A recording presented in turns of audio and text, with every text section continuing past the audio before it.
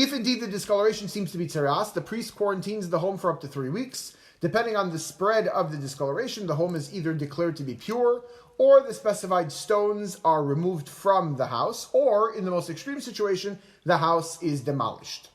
The verse there says, V'chiltzu es ha'avonim, and they shall remove the stones that have the discoloration in them, or the disease, in them.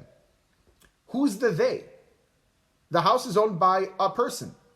Up until that verse, it's all been in the singular.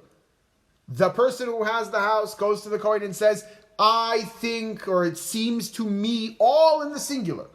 All of a sudden, it's time to remove some of the stones, and it's in the plural. This is a reference to a person's neighbor.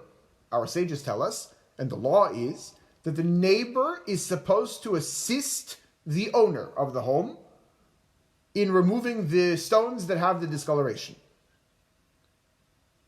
By the way, if tzaras was anything along the lines of leprosy, we would never have a commandment from the Torah that people have to be around and be touching and involved in leprosy, right? The whole idea, if it's actual leprosy, is to stay as far away from the leper as possible, lest the healthy person, become a leper himself.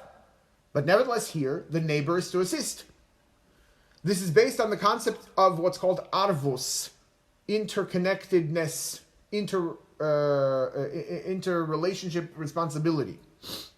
The sages tell us that Kol Yisrael, all of the Jewish people, orevim ze lo ze, are responsible one for the other. And as much as I might not be the one who has tzaras on my house because I wasn't gossiping, the guy next door who does, and who might have been, he's a part of me and I'm a part of him. I'm responsible for him and he's responsible for me. Therefore, I have to help. Interestingly enough, there is another version of that statement from the sages that reads a little bit differently but translates completely differently. Instead of Kol Yisrael orevim ze lo ze, that all the Jewish people are responsible one for each other, or one for another, the statement is Kol Yisrael orevim ze bo ze. All of the Jewish people are mixed one from the other.